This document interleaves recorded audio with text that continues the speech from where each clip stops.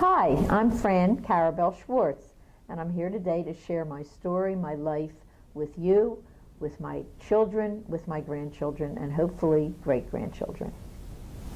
I was born in Philadelphia. I've spent almost my entire life in Philadelphia. I grew up in an area in Philadelphia, in the city, called West Oak Lane, and it was at the northern end of the city, and we lived on a row home street. Now, what are row homes? Well, row homes are just what it sounds like. There are streets in Philadelphia, Baltimore, are cities of row homes. And it's just a long street with one house connected to the next. And we were fortunate, we lived right in the center of a very, very long street. It was a very friendly neighborhood. We grew up happy. Everybody spent a great deal of time outside in the weather of the spring, summer, and fall. The children would gather and play in the streets. Very different than today. When I was a child, we would come home from school, we would play outside, then when everybody would go in for dinner, and in the nice weather, the longer days, we would go outside, we would play ball, we would play hide and seek. The families were very intertwined. Everybody would visit other people. The parents would sit outside. We had a wonderful awning and a glider, and my parents would sit outside. When I got married and had my children, we lived in the suburbs in a single home. And, well, actually, that's not true. Our first home was in the city, but it was a single home, and it was a small street, and it was still a little bit the same because the homes were lined up, there was space in between, and the kids could play outside. But when we moved to Cheltenham, which was in the suburbs, then we lived in a single home, and you had to drive everywhere. You had some kids that you could play with on the block, but not many. My mother was from a family of females. She had 3 younger sisters. I have a sister, still very close with her, my sister Judy, and she's much younger than I am, 5.5 years younger than I am. So growing up, we didn't really have that much in common. By the time she was a toddler, I was in school, but we became very close by the time I got married, and then she did. And my mother and her sisters were extremely close. They talked to each other. Each one spoke to each other every single day, and they were very close with their parents. They all lived in the Philadelphia area. The family life that I had was very close-knit, immediate family and extended family. You want to know about my parents individually? My mother she was a housewife and a mother. She didn't work outside of the home, so she was always there. She was there when we came home from school for lunch, and she always had lunch ready for us. She was not an involved person in community or volunteer things, but she was there. She was devoted, she was kind, gentle. My father was a very special person, very special. Not that my mother wasn't, but Daddy was everybody's best friend. He was sweet, kind, generous, caring.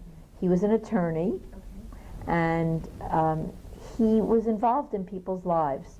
The thing that stands out for me is that wherever we were, wherever we lived, our house was the center of activity. People always gravitated to our home. Wow, the energy must have been the energy. there. He was humorous. He was a fun kind of guy. I can picture him lying on the floor. He would, wherever we were or lived, if he were tired, he would lie on the floor. And people came to expect his stuff. You know, he just had things that were expected of him. He was the kind of person in his work that became involved with his clients on a social level, on a personal level. I know that he brought together a number of couples who were thinking of divorce, and he got them back together. Yeah, that's wonderful. So I'm trying to think if there's anything else. It was a quiet household. I never heard a raised voice. I never heard any yelling. Comfortable. Yes, peaceful. I never heard either one of my parents curse. Oh, wow. Growing okay. up, Yeah. I remember one time my father was in the den with the doors closed, and I heard him say hell, and I was shocked. I was a teenager because that was not the kind of thing It that was he would uncommon. normally. Yeah. It was a peaceful Yeah. That household. sounds nice. Yes, perhaps because they only had girls, no boys. They made us feel, especially Dad. Daddy made us feel, both my sister and me, that we could do anything we wanted to do. That's wonderful. That girls were just as good as boys, and whatever we set our goals. And it was a different kind of time when women were limited in some respect when I was growing up. Yeah. So, and you were saying he was an attorney. Is that something that he wanted you to pursue, or? Yes, I think he did. When I was in college and I was pursuing a liberal arts degree, he tried to convince me that I should go to law school, which was something that I really had no intention of doing, no desire to do. Right.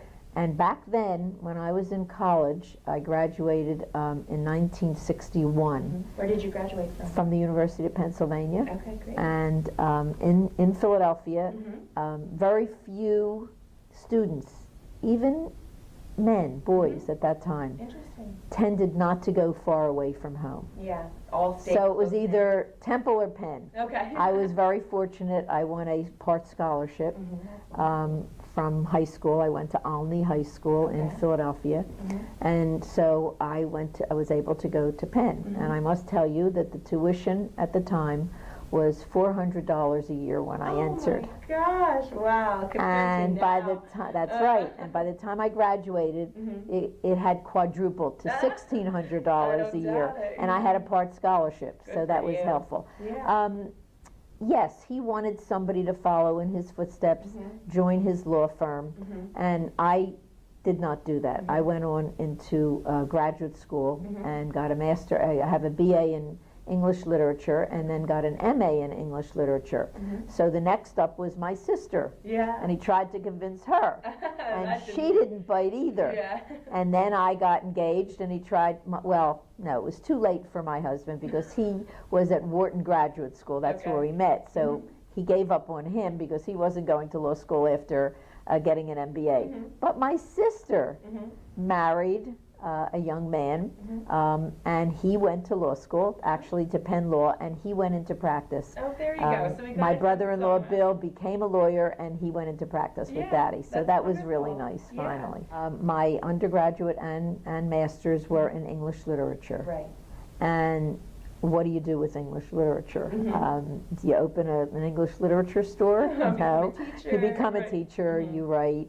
And I got married in the interim when I was just finishing my master's degree.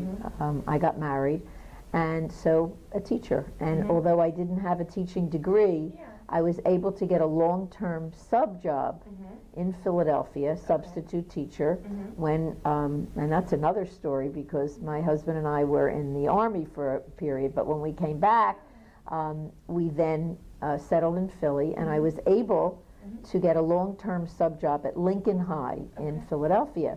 And then after I had children, I was a substitute for many years. So I substituted in the Philadelphia high school, junior highs and high schools. We were both at Penn. I was an undergraduate. I was in my junior year, and he came to Penn to get a graduate degree, a Wharton MBA, Master of Business Administration. He was from the Bronx. He was a New Yorker, a Bronx boy. He had gone to college at Oberlin College, which is in Ohio. It is known for its music, which was an irony as things would follow through, but he was not a music major. He had a history major. And then he decided to get a business degree, and we were fixed up on a blind date. Oh my gosh. And today, I don't know whether people know what a blind date is, Yeah, but explain. I was in a sorority, and a sorority sister of mine knew a friend of his, a classmate, and made an arranged date. And we met on Halloween. It was on a Saturday night. We had a Halloween date, not in costume, I might add, but today he he says, I met my wife on Halloween. She flew in on her broom.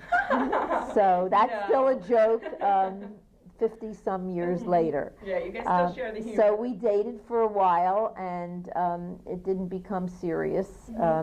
We just dated and then dated each other people as well. And ultimately, after we stopped dating for a while, friends of ours who were in a group from his graduate school, I guess you would call them his clique, they decided we should be together. They were sisters, Pat and Judy, and they decided we should be together. So they planned a dinner, and they invited everybody from their group, and they told him to come, and they told me to come, but didn't tell us that the other one was coming. And that was it. And then we got together. Yes, yes. Oh, so, and we got married in December of 1961, December 30th, 1961. And as of right now, we are approaching our 54th anniversary. That's wonderful. Which seems like it's impossible. Yeah. Seems like, where did those years go? Yeah, right. But they've been enjoyed. That's where they've gone. Yes, most of the time. Yeah. No marriage is all joy. We all know that. Right. And it's something that I think it's important to impart, that when people get married, they come from two different backgrounds, two different families. Right. I've told you about my family. Well, he came from a family of males. And so the atmosphere in his house was a little different. Yeah. And getting to know each other it's a process. Yeah. It really is a process. It's not always easy. So Yeah. we've worked it out, and I think those who have been able to make their marriages work have to work out the differences. If you do come from different backgrounds, and today I think that's even more prevalent than it was in my day, you have to learn to appreciate your partner's good side, the values, the things that you've chosen. There will always be differences, and you have to appreciate the differences. But I think what I have found is that trust, loyalty, devotion, these are the important things that can make a marriage, and very important, humor. I have a husband who can still sometimes act like a young boy, and that keeps us laughing. I think that's very important. There will always be problems, and if you can sit down and work them out, talk them out, that will certainly help. I think that I have friends that are divorced.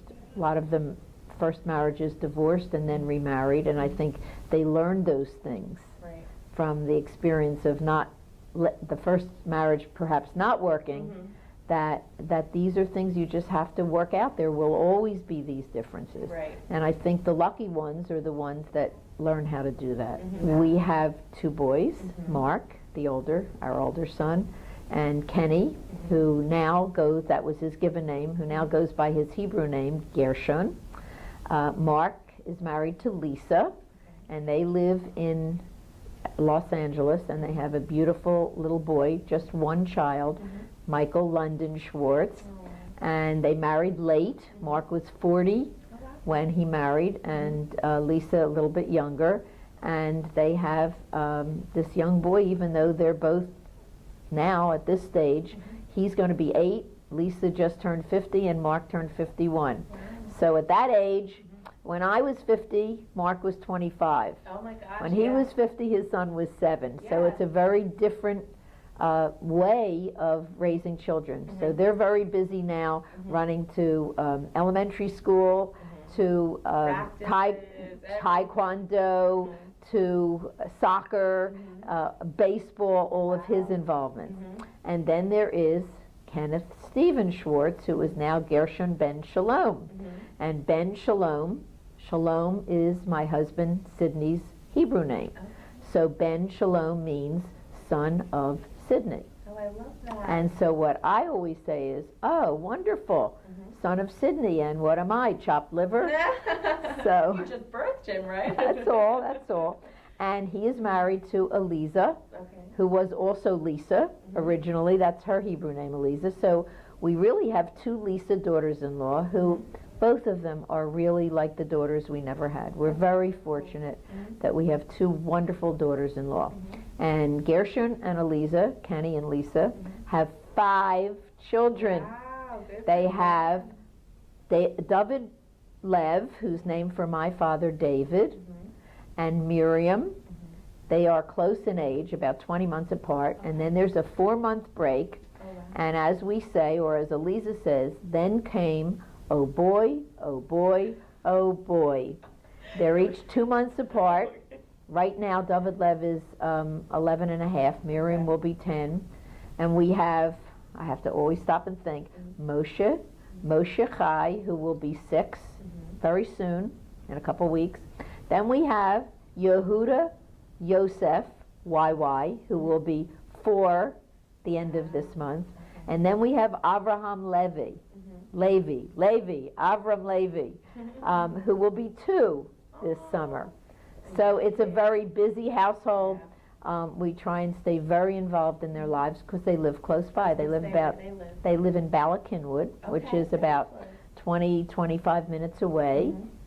And as we speak, they will be moving from their row home, 7 of them in a 3-bedroom row home this summer, to a big 3-story, 6-bedroom home with a fenced-in yard for everybody to play in. So we're all very excited about that. Well, the story that I'm told, and I don't really remember because I was very young, is that my parents took me to visit his cousin, Sherman, who was a concert pianist.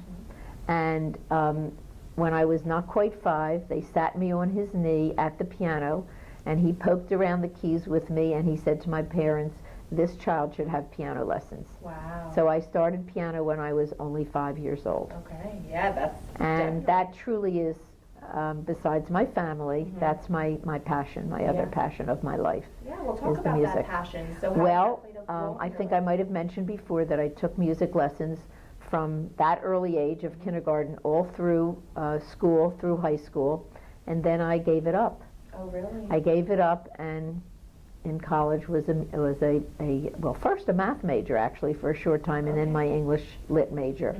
But after we married, my parents gave us the piano that I grew up on when we moved into our first home, and I started to play again, and I realized that that was my passion, that I didn't want to be in a school and teach grammar. Which is really what I would have done with my degrees, basically. And I went back to school. And at that time, Arcadia University was Beaver College. And I walked in one day. Actually, that's not true. Actually, I walked in one day to pursue becoming a teacher of special reading specialist for I can't even remember how they termed it, for special children who either had special needs or advanced children who were especially bright. And I was told that I would have to take English 101 or 102 again. And I had a master's degree in English, so I said, this is not for me. And there was a small music department. And so I went in and I met a wonderful professor who encouraged me to pursue that, and that's what I did. And for the next, I would say about 4 years, I was in my late 30s, I took the music undergraduate courses that I had never had, and then I was able to take the graduate courses, and eventually I got a Master of Music in Piano Performance. I started teaching piano, and after I got my degree, my husband said, so now what do you do with this degree? You open a music shop? So my grandmother, my mother's mom, was in a nursing home at the time. And I decided that I would go and play for them. But I wanted to play not the golden oldies that everybody played, but my classical music. My degree was in piano performance of classical music. And they were very hesitant. The activities director said, they won't like that. And that's all I needed was a challenge.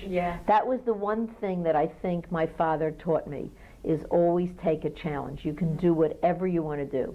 And so I went and I played a program of classical music, but I talked to them about the music, told them about the music, about how it should make them feel, about the composers' lives. And it worked.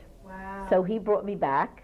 I went for nothing, and I think he paid me the next time $27.50. Oh my God. And I decided if I could do it there, why not other places? Yeah. And that's how I started. I took out the phone book, and I looked up nursing homes, and I started with nursing homes, and then I moved to retirement homes, and then I moved to women's clubs and organizations and synagogue and church groups, and that's what I've been doing since the early 1980s after I got my degree. I don't have that many students at this point in my life, but I'm still teaching because I like that connection with the children. Definitely. So my life is divided between the young people, teaching, and performing for mostly adults and seniors.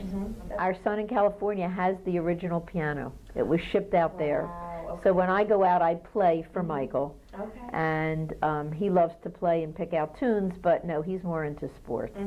Now maybe with the kids getting a new home and a bigger home, maybe we'll be able to have a piano there and have somebody play. That would be nice. I would Yeah. like that. Definitely I would pass like that, down. yes. Yeah. I think if you can find something that you really, truly love, a passion, I think that can move your life in a direction. Of course, search for the person to share your life with you. Choose carefully. When I grew up, women got married young. That's a story that's interesting. When we got engaged, I was not 20, well, I was 22, I believe. Okay. And my mother had an aunt. My mother's father was one of 6 boys, and then a girl. Wow. And her name was Aunt Pearl. And when Mom called her to tell her I was engaged, and I've heard this many, many times, she said, "Thanks be to God." She was afraid I was going to be an old maid. Oh my gosh, I at the was age of 22. And so today we don't rush, young people don't rush into marriage. They search, and they know better what they're searching for. I think that's true.